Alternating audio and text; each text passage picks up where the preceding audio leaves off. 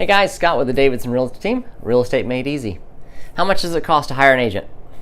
Well, that depends, of course, right? Are you selling or are you buying? The question often comes though from buyers, and this is where I wanted to address today. Buyers go, well, how much is it going to cost me to hire you? Because I can just look on Zillow just like you can. And that's true. You can look on Zillow. But are you doing it 40 hours a week? Do you have the experience to negotiate? And do you have the experience to get you through the process, right?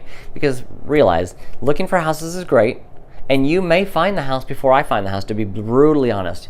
I've had that more than once. They come to us and say, I want to see the house on 123 Maple Street, and it turns out to be a fantastic house, right? But our job and our expertise comes in negotiating the deal, getting you through the due diligence period with the inspections, what to ask for, what not to ask for, some of the process of financing. We know exactly what's coming down the pipe, how to answer your questions on what are they really asking for. They're asking for this piece of paper, and I don't understand why they're asking for it, through the whole appraisal process and getting you to the closing process with the attorneys too. So there's a lot of it involved right there. So once again, the question is, how much does it cost to hire a buyer's agent? The answer is zero. And here's why.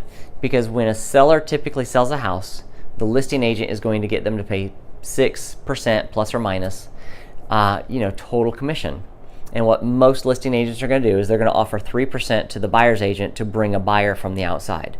Now, back in the old days, the listing agent had all the power because they had the listing and they had the book that showed the listing. So you had to come to the listing agent to see the house.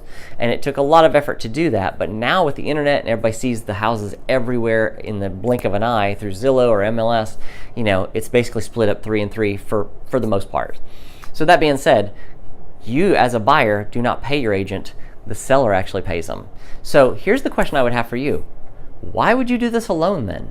If you don't necessarily negotiate contracts every day and know about due diligence and know about inspections and know about appraisals and know about lenders and attorneys, et cetera, et cetera, et cetera, and you only have just Zillow and MLS as your websites, and we've got, as agents, we've got people in the office that are saying, hey Scott, I've got this new house showing up next week. It's gonna be $200,000, 4-bedroom, it's in this school district, and let me know if you got a buyer for it before it goes on the market.